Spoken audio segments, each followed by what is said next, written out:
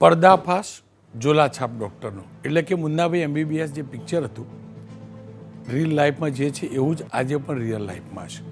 આપણા પ્રદેશમાં મેડિકલ ક્ષેત્રે જબરજસ્ત પ્રગતિ પણ થઈ છે. અનેક સરકારી અને ગેરસરકારી આધુનિક હોસ્પિટલ, મલ્ટી સ્પેશિયાલિટી હોસ્પિટલો બની છે. ત્યાં સુધી કે એમ્સ પણ હવે આવી ગયું છે. પણ આ તમામની વચ્ચે આજે પણ ઝોલાછાપ ડૉક્ટરોની કોઈ કમી નથી. મારા ગુજરાતના અનેક ગામ શહેરોની અંદર અનેક એવા ડૉક્ટરો છે જે ડિગ્રી વગરના છે. હું નથી સમજી શકતો કે આખું ગામ જાણે છે, પરંતુ મારા ગુજરાત સરકારનો આરોગ્ય વિભાગ કેમ સામેથી એક સાથે કાર્યવાહી નથી કરતો. સુરતના ડિંડોલીની વાત કરીએ તો અહીંયા 3 નકલી ડૉક્ટરો પકડાયા છે. આ ત્રણેય ડૉક્ટરો ઇન્દ્રેશ પાલ, ઉત્તમ ચક્રવર્તી અને સંજય મૌર્ય, આ ત્રણેય પૈકીના કોઈની પાસે ડિગ્રી નથી અને અલગ અલગ જગ્યાએ ક્લિનિક, ડૉક્ટર એમ કરીને આ બધું ચલાવતા હતા. એસઓજી પોલીસે આરોગ્ય વિભાગને સાથે રાખીને છાપેમારી કરી છે. હું ફરીથી કહું છું, એસઓજી પોલીસે આરોગ્ય વિભાગને સાથે રાખીને કરી છે. આરોગ્ય વિભાગ અહીંયા નથી ગયો. ખેર, પહેલી વાર નથી, અગાઉ પણ સુરતમાં આવી રીતે પકડાયા છે ડૉક્ટરોને. આ ડૉક્ટરો પાસેથી અલગ અલગ પ્રકારની દવાઓ પણ મળે છે, સિરપ પણ મળે છે, ઇન્જેક્શન પણ મળે છે. રોકડ તો હોય જ, પણ સિરિંજ, ઇન્જેક્શન અને દવાનો જથ્થો આ ડૉક્ટરો ક્યાંથી લાવે છે એમને પકડવાની ક્યારેય વિભાગે તસ્દી લીધી નથી. સુરેન્દ્રનગરના ધાંગધ્રા તાલુકાના નરાળી ગામમાં પણ રવિન્દ્રનાથ રોય નામનો આવો જ નકલી ડૉક્ટર પકડાયો હતો અને 1-2 વર્ષથી ને 9 વર્ષથી આ ભાઈ આ જ પ્રકારે દવાનો ધંધો કરતા હતા, દવા આપવાનો ધંધો કરતા હતા. સાચી ખોટી દવા જે આપતા હોય, ઉત્તરાખંડના રહેવાસી હતા, એમની પાસેથી પણ દવા પકડાયેલી. 18 માર્ચે અમદાવાદના દસકોઈના કુવા ગામમાંથી પણ આ પ્રકારે બોગસ ડૉક્ટર પકડાયેલો, જે 7 વર્ષથી આ પ્રકારની પ્રેક્ટિસ કરતો હતો. બનાસકાંઠાના દાંતીવાડાના ડેરી ગામમાં પણ બોગસ ડૉક્ટર પકડાયો હતો. એની પાસેથી મેડિકલના સાધનો, દવાઓ, ઇન્જેક્શન પકડાયા હતા. મહેસાણાના કડીના આંદુદરા અને કરણપુર ગામેથી પણ આ પ્રકારે બોગસ ડૉક્ટર પકડાયા અને એમની પાસેથી દવા, ઇન્જેક્શન બધું પકડાય છે. એનો મતલબ આ ડૉક્ટરો ઇન્જેક્શન પણ ક્યાંકથી લાવે છે, બોગસ ડૉક્ટરની વાત કરું છું, દવા પણ ક્યાંકથી લાવે છે. આના મૂળ સુધી જવું જરૂરી છે, કારણ કે આવા ડૉક્ટરો માનવીના જીવન પર ઘાતક સાબિત થાય છે. અને મૂળ સુધી જવા માટે સરકારી વિભાગ તો જવાબદાર છે જ, અમે લોકો પણ જવાબદાર છીએ. વારે ઘડીએ આવા ડૉક્ટરને ખુલ્લા પડવા જોઈએ. સાથે એ સંગઠનોની પણ જવાબદારી છે, એ ફાર્માસિસ્ટ એસોસિએશન હોય કે ડૉક્ટરોનું, કારણ કે એમનો પવિત્ર વ્યવસાય પણ આવા ડૉક્ટરોના કારણે સાચા ખોટાનો ભેદ લોકો સમજી નથી શકતા, ત્યારે બદનામ થાય છે. મુકેશભાઈ મહેશ્વરી મારી સાથે જોડાયા છે, મીડિયા કન્વીનર છે ગુજરાત મેડિકલ એસોસિએશનના. દીપિકાબેન ચૌહાણ, પૂર્વ ડેપ્યુટી કમિશનર FDCAના. જસવંતભાઈ પટેલ, અધ્યક્ષ કેમિટી એસોસિએશનના. મુકેશભાઈ, આપનાથી શરૂઆત કરવા માગીશ. આ બધા ડૉક્ટરો હું પાક્કું જાણું છું, આ બધા ડૉક્ટરો સાચી ખોટી દવા આપે, ફેલ જાય એટલે ઓફિશિયલ ડૉક્ટરના ત્યાં રિફર કરે, અને ઓફિશિયલ ડૉક્ટરના ત્યાં રિફર થાય એટલે જે જેન્યુન ડૉક્ટર છે એનો તો ધ્યાન હોય જ. કેમ જેન્યુન ડૉક્ટરો આવા ફરજી ડૉક્ટરો જે રિફર કરે છે ને એનાથી આઈડિયા આવે છે, એમના વિરુદ્ધ ક્યારે ઊભા નથી રહેતા કે જુઓ આ ખોટા ડૉક્ટરો રિફર કરે છે? ડૉક્ટર તો જાણતા જ હોય કે આ ફરજી ડૉક્ટર રિફર કરે છે પેશન્ટને. કેમ એ અવાજ નથી ઉઠાવતા? રોનકભાઈ, સૌથી પહેલાં તો તમને ખૂબ અભિનંદન કે તમે આજે એક આ બહુ સેન્સિટિવ ટોપિક પકડ્યો છે.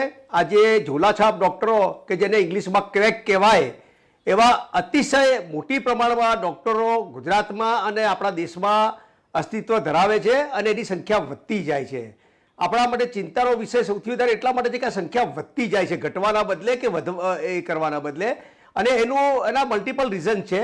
એક, લોકોમાં થોડી જાગૃતતા ઓછી છે, કારણ કે આપણા દેશનો ગરીબ અથવા ઓછું ભણેલો માણસ એક ડૉક્ટરનો રેડ ક્રોસ કે પેલો ક્રોસ મારેલો સિમ્બોલ અથવા એનો એપ્રન અથવા સ્ટેથોસ્કોપ જોઈને એવું સમજે છે કે આ ડૉક્ટર સાહેબ છે અને આ મારું દર્દ હલકું કરી દેશે. અને આ જે ક્રેક ટાઈપના ડૉક્ટરો છે ફી ઓછી રાખતા હોય છે, એટલે લોકોને સ્વાભાવિક રીતે એમ થાય કે ભાઈ આ ઓછા પૈસામાં મારી સારવાર થઈ જશે, એટલે લોકો પહોંચી જતા હોય છે. અને આ ટાઈપના ડૉક્ટરો ડેન્જરસ એટલા માટે છે કે લોકોના સ્વાસ્થ્ય સાથે રમત રમે છે. આપણે ભેળસેળ બધામાં જોઈએ છીએ. આપણે જોયું કે ખાવા પીવામાં ભેળસેળ પકડાય છે, મીઠાઈની દિવાળીના સિઝનમાં મીઠાઈમાં ભેળસેળ પકડાય, વસ્તુઓમાં ભેળ. પણ એ બધી ભેળસેળ કરતાં આ ભેળસેળ અથવા આ જે બોગસ ડૉક્ટરનો ધંધો છે એ ખૂબ જ હાનિકારક અને ખૂબ જ લોકોના સ્વાસ્થ્ય સાથે ચેડા કરનારો છે. એટલે એના પર આપણે સ્ટ્રિક્ટ પગલાં લેવા જોઈએ. હવે આમાં રોનકભાઈ સૌથી મોટામાં મોટી વાત એ છે કે આ જવાબદારી કોની? તો આપણે કહ્યું એ પ્રમાણે આ જવાબદારી કોઈ પર્ટિક્યુલર એક જણની નથી. સરકારની સૌથી મોટી જવાબદારી આવે છે. સરકારનું તાલુકા હેલ્થ ઓફિસર THO કહેવાય એ, ડિસ્ટ્રિક્ટ હેલ્થ ઓફિસર કે જેને DHO કહેવાય એ, આ બધાની જવાબદારી બને છે. અને એના પછી સામાજિક સંગઠનો છે, લોકો પોતે જોવે કે ભાઈ આ ડૉક્ટરની ડિગ્રી છે કે નહીં. કારણ કે દરેક આપણે ત્યાં અલગ અલગ ટાઈપની પથી ચાલે છે. એલોપેથી છે, આયુર્વેદિક છે, હોમિયોપેથી છે, નેચરોપેથી છે. આ તમામ પથીના ડૉક્ટરો એક ડિગ્રી ધરાવે છે અને એમના પોતાના રજિસ્ટ્રેશન નંબર હોય છે. તો લોકોએ હંમેશા એ જોવું જોઈએ કે આપણે આ ડૉક્ટર પાસે જઈએ છીએ તો એની પાસે ડિગ્રી છે કે નહીં. ભલે MBBS ના હોય ને BASM હોય કે DHMS હોય કે પછી નેચરોપેથીની ડિગ્રી, પણ એની પાસે ડિગ્રી છે કે નહીં, એ રજિસ્ટર થયેલો મેડિકલ પ્રેક્ટિશનર છે કે નહીં. અને જો ના લાગે ને શંકાસ્પદ લાગે તો તાત્કાલિક એની પાસે આપણે એના રજિસ્ટ્રેશન સર્ટિફિકેટ અથવા એની ડિગ્રી સર્ટિફિકેટ માગવા જોઈએ. અને માંગ્યા પછી જો શંકાસ્પદ લાગે તો પોલીસ કમ્પ્લેન અથવા DHO ને અથવા THO ને કમ્પ્લેન કરવી જોઈએ, જેથી આવા ટાઈપના ડોક્ટરો પકડાય અને બીજા જે આપણા ગરીબ, ઓછું પડેલા અથવા સાધારણ માનવીઓ છે એને આ લોકો નુકસાન ના પહોંચાડે. ખેર દીપિકાબેન, આપની પાસેથી જાણવું છે, ફૂડ એન્ડ ડ્રગ્સ વિભાગ, ડ્રગ્સ આ લોકો પાસે જાય છે ક્યાંથી? ઇન્જેક્શન જાય છે, દવા જાય છે. શું જે કંપનીઓ મેન્યુફેક્ચરર છે એમને કેટલી દવા ઉત્પાદન કરી, કોને વેચી, આ બધું જો આ વિભાગ ચેક કરે તો આ બધા ઝોલાછાપ ડૉક્ટરો પકડી ના જાય? 100%. એકચ્યુઅલી ડ્રગ્સ એન્ડ કોસ્મેટિક્સ એક્ટના શિડ્યુલ K છે, એની અંદર એક એવું પ્રોવિઝન કરવામાં આવેલું છે કે જે કોઈ રજિસ્ટર્ડ મેડિકલ પ્રેક્ટિશનર હોય એ પોતાના દર્દીઓ માટે જ્યારે દવા વિતરણ આપવા માટે એ ખરીદી કરે અને એનો સ્ટોક રાખે તો એને આ શિડ્યુલ K નીચે એને લાઇસન્સ લેવામાંથી એક્ઝેમ્પશન આપવામાં આવેલું છે. એટલે જેથી કરીને કોઈપણ એક ડૉક્ટર કોઈપણ હોલસેલર પાસે જાય અને એવું કહે કે ભાઈ હું ડૉક્ટર છું, મારે એઝ એ ડૉક્ટર મારે આ મેડિસિનને પરચેસ કરવી છે, તો એ હોલસેલર જો સારા હોય છે ને તો એ માંગે છે કે સર તમારું MCIનું સર્ટિફિકેટ અમને આપજો, ખાલી તમે નંબર ના મોકલાવતા, રાઈટ. અને પછી એમ કે એને ઓર્ડર આપવાનો હોય છે અને એ ડૉક્ટરે પણ એને ઓર્ડર બુકમાં ઓર્ડર લખીને આપવાનો હોય છે.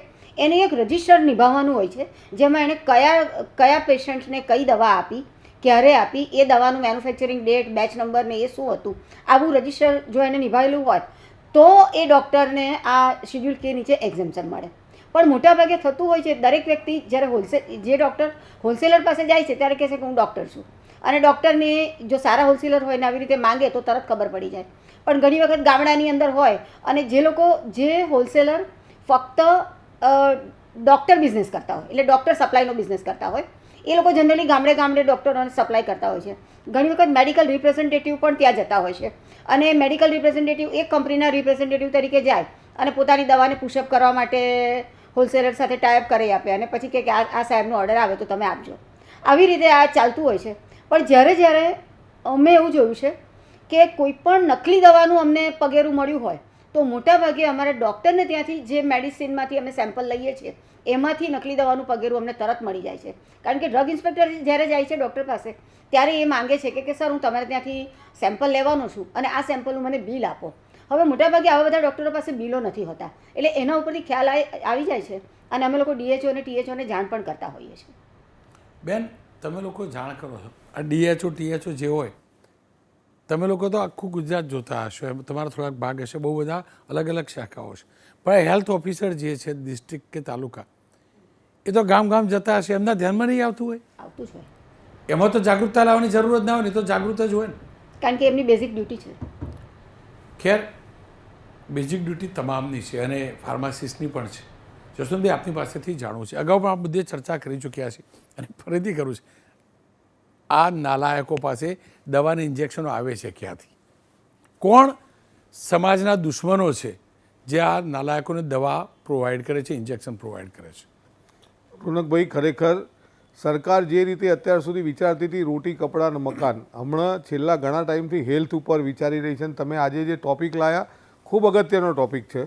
બેને જેમ કીધું કે શિડ્યુલ K જ્યારે દેશ આઝાદ થયો ત્યારનો આ કાયદો બનેલો ડ્રગ પ્રાઇસ કંટ્રોલ ઓર્ડર, જેની અંદર શિડ્યુલ Kની જોગવાઈઓ હતી કે દવા ડૉક્ટર ડિસ્પેન્સ કરી શકશે.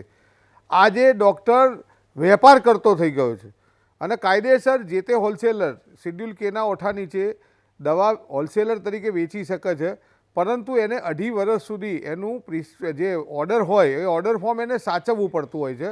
ઘણી બધી જગ્યાએ આ લોફોલ હોય છે, પણ હમણાં ડૉક્ટરો એમના ફાયદા માટે થઈને કંપની પાસેથી ડાયરેક્ટ, કારણ કે આજે ગુજરાતની અંદર લગભગ મેન્યુફેક્ચર તો ઘણા છે પણ માર્કેટિંગ કંપની જે છે એ લગભગ 3-3.5 હજારથી વધુ કંપનીઓ છે અને એ પોતાની પ્રોડક્ટ વેચવા માટે અથવા ઘણા ડૉક્ટરો નિયર એક્સપાયરી સસ્તામાં મળે એટલે નિયર એક્સપાયરીઓ લઈ અને એના બી પેશન્ટોને જરૂર ના આવે એવા ડૉક્ટર ઉપર અખતરો કરતા હોય છે.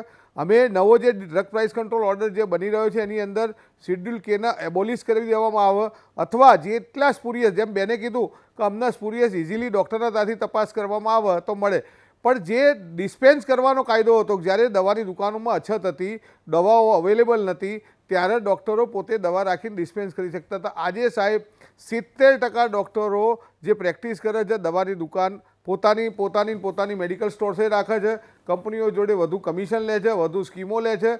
આવી દુકાનોમાં જો સેમ્પલ ટેસ્ટ કરવામાં આવે તો હજુ ઘણું બધું બહાર આવે સાહેબ. પણ હેલ્થ સાથે જે ચેડા થઈ રહ્યા છે એ આ સમાજે ના ચલાવી લેવું જોઈએ, સરકારે ના ચલાવી લેવું જોઈએ અને તમારે બી આને જે રીતે ઉઘાડા પાડ્યા છે એમ બીજા બધા મીડિયાઓ પણ આને ઉઘાડા પાડવા જોઈએ, કારણ કે દવા કોઈ શોખથી લેતું નથી અને એના સ્વાસ્થ્ય સાથે જ્યારે ચેડા થતા હોય એ આપણા સૌની ફરજ છે. અમારા મેમ્બરોએ કદાચ કોઈએ આપ્યું હોય ડિપાર્ટમેન્ટ લેવલે, એણે 2.5 વર્ષ સુધી એનું ઓર્ડર ફોર્મ ન રાખ્યું હોય તો કાયદેસર એનું લાયસન્સ અઠવાડિયું, 10 દિવસ કે એના કાયદા મુજબ મહિના સુધી સસ્પેન્ડ કરવાનો અધિકાર ડ્રગ ઇન્સ્પેક્ટર, આસિસ્ટન્ટ કમિશનર કે કમિશનર ઓફિસનો છે જ. એટલે અમે તો કહીએ જ છીએ કે અત્યાર સુધી પણ હમણાં છેલ્લો જે નવો ડીપીસીઓ બને છે એની અંદર અમે આ ઓલરેડી સૂચન આપ્યું છે કે શિડ્યુલ કેના ઓઠા નીચે જે ડૉક્ટરો વેપાર કરી એન્ટીબાયોટિકનો મિસયુઝ થઈ રહ્યો છે અને જે નજીકની એક્સપાયરીઓ છે એ જે લેભાગુ કંપનીઓ, ડૉક્ટરો લેભાગુ જેવી લેભાગુ કંપનીઓ છે કે જેને ડાયરેક્ટ આવી રીતે ડૉક્ટરો પાસે માલ વેચવામાં જ રસ હોય છે અને એ ડાયરેક્ટ કંપની પોતાનું કમિશન હોલસેલરને ના આપવું પડે ને ડાયરેક્ટ સીધું ડૉક્ટરને આપી અને પોતાનો ધંધો વધારવા માટે જ પ્રેક્ટિસ કરતા હોય છે. જસવંતભાઈ, મારે એ પણ જાણવું છે, જસવંતભાઈ આ આપે જે વાત કરી, જે ચર્ચા એ વાતની પણ છે, આ બધા ફરજી ડૉક્ટરો જોડે પેશન્ટ જાય, મેં પેલા ડૉક્ટર સાહેબને પૂછ્યું એમને જવાબ ના આપ્યો, ફરજી ડૉક્ટર જોડે ગયા, કેસ ફેલ ગયો, તો એ ફરજી ડૉક્ટર જેન્યુઇન જે ડૉક્ટર છે ડિગ્રી ધારક એમને રિફર કરતો હશે. તમને નથી લાગતું કે ડૉક્ટરો પણ જાણે છે કે આ મુન્નાભાઈ એમબીબીએસો છે, એ લોકો કેમ મૌન રહેતા હશે? અત્યારે સાહેબ દરેક ધંધામાં કોમ્પિટિશન છે, એમ દવાઓ હોસ્પિટલોની અંદર પણ ખૂબ મોટી કોમ્પિટિશન છે અને એટલા માટે આને કટ પ્રેક્ટિસ કહેવામાં આવે છે કે ભાઈ તું તારા ગામમાંથી અહીં પ્રેક્ટિસ અહીંયા પેશન્ટને મોકલીશ તો એનું જે બિલ થતું હશે એનો અમુક ભાગ તને મળશે. અને આમાં જ્યારે પેશન્ટ હોસ્પિટલમાં દાખલ થાય અને પેશન્ટને ખબર કાઢવા ગામનો ડૉક્ટર આવે એટલે પેશન્ટ ખુશ થઈ જાય, જો મારા ગામના ડૉક્ટર મારી ખબર કાઢવા આવ્યા, પણ એ ખરેખર એનું કવર લેવા આવ્યા હોય છે.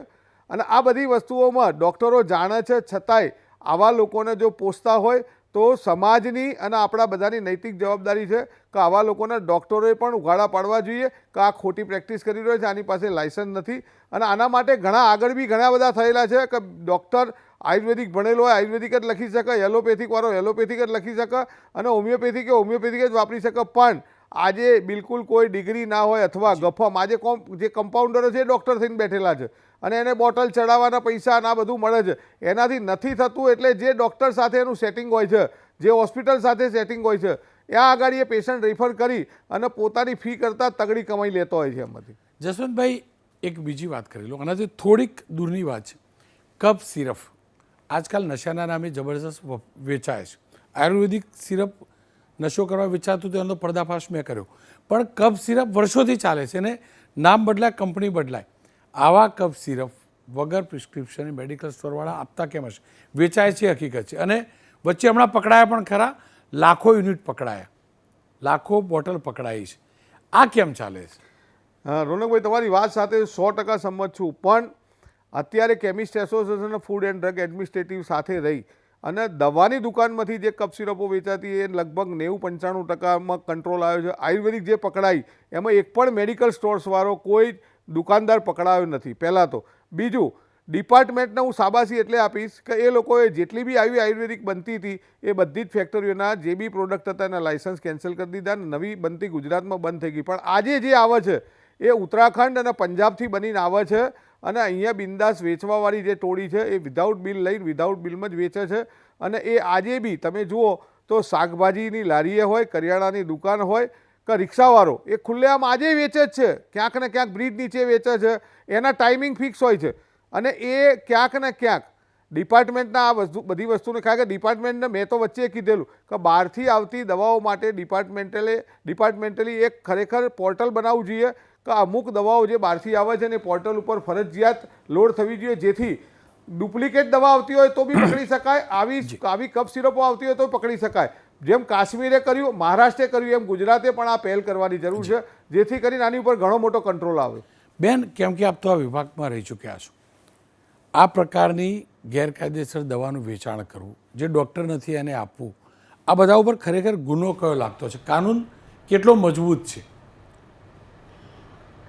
એક વખત પહેલી વાત આપણે કહીએ કે ફેક ડૉક્ટરને દવા વેચવી, જો કોઈ હોલસેલર કોઈ ડૉક્ટરને વેચે છે તો પહેલાં તો એ ડૉક્ટર પર સેક્શન 18C વગર લાયસન્સે દવા ખરીદવી, રાખવી અને આપવી અથવા તો વેચવી એ લાગશે. હોલસેલર ઉપર ડિપાર્ટમેન્ટલ એક્શન લાગે, કારણ કે એને લાયસન્સની જે કન્ડિશન હોય છે એનો ભંગ કરેલો હોય છે. ડિપાર્ટમેન્ટલ એક્શન એટલે સસ્પેન્શન, લાયસન્સ કેન્સલ થવું એ રીતનું. આ બંનેનો ખૂબ ખૂબ આભાર. હવે વાત સરકારની. કેન્દ્ર સરકાર અને રાજ્ય સરકારની આરોગ્યને લગતી અનેક યોજનાઓ છે. મફતમાં સારવાર થાય એ પ્રકારની યોજનાઓ છે. શહેરમાં CHC છે, બોર્ડ અને વિસ્તારમાં PHC CHC પણ છે. સરકારે વિચારવું પડશે. આપણે એમ કહીએ કે બહાર મોંઘું પડે એટલે લોકો જાય, સરકારે વિચારવું પડશે. સરકારી PHC CHCમાં નથી જતા લોકો, અને સસ્તું વિચારીને પણ આવા ફરજી ડૉક્ટર જોડે કેમ જાય છે? એનો મતલબ CHC, PHC અને સિવિલ આ પ્રોપર ટ્રીટમેન્ટ નથી આપતી, અથવા આપે છે તો વિશ્વાસ સંપાદન નથી કરી શકી. કદાચ લોકો એટલે જતા હશે. પડોશમાં CHC, PHC હોય છતાં પણ ફરજી ડૉક્ટરો જોડે જાય છે, નંબર 1. નંબર 2, ડૉક્ટરના એસોસિએશનને પણ પકડવું પડશે, કારણ કે આ ફરજી ડૉક્ટરો રિફર કરતા હોય છે આ જેન્યુન ડૉક્ટરોને. એ ચેક કરવું જોઈએ કે કયા ફરજી ડૉક્ટરોનું દર્દી આ જેન્યુન ડૉક્ટરો લે છે, એમની સાથે કોણ ચેન ચલાવે છે, કયા એ લોકો છે જે અમને દવા સપ્લાય કરે છે. આ 3 ચેક કરવું પડશે. આ તમામથી પણ વિશેષ કાનૂન એટલો મજબૂત હોવો જરૂરી છે કે કોઈ ડિગ્રી વગર માત્ર કમાવાની લાલચે ખેલ કરી ફૂટપાથ ઉપર આવા ખોટા ક્લિનિક ખોલી કોઈના જીવ સાથે ચીડા ન કરે. હું ફરીથી કહું છું, આરોગ્ય મુદ્દે રાજ્ય સરકારે વધુ ગંભીર થવાની જરૂર છે. માત્ર મોટી મોટી હોસ્પિટલો બનાવી દેવાથી આ દૂષણ દૂર નથી થવાનું. આ દૂષણ દિવસે ને દિવસે વધતું રહ્યું છે અને રોકવાની જવાબદારી આપણા તમામની છે, પણ એનાથી પણ વધુ જવાબદારી સરકારની છે. કારણ કે સરકારની યોજનાઓ હોવા છતાં પણ, હું ફરીથી કહું છું, સરકારની મફત સારવારની દુનિયાભરની યોજનાઓ હોવા છતાં પણ કેમ લોકો ત્યાં જવાના સ્થાને અહીંયા જાય છે ને વિચારવું પડશે. કારણ કે અથવા તો ત્યાં કોમ્પ્લિકેશન વધુ હશે, અથવા એની પદ્ધતિ ખોટી હશે, અથવા એ પ્રોપર પ્રચાર પ્રસાર નહીં થઈ શક્યો હોય કે આ રીતે મફત સારવાર થઈ શકે. બસ આટલું જ કરીશું ને તો શટર પડી જશે આ ફરજી ડૉક્ટરોના, મુન્નાભાઈ MBBSઓના, જે ખોટી રીતે મારા તમારા લોકોના જીવ સાથે રમે છે.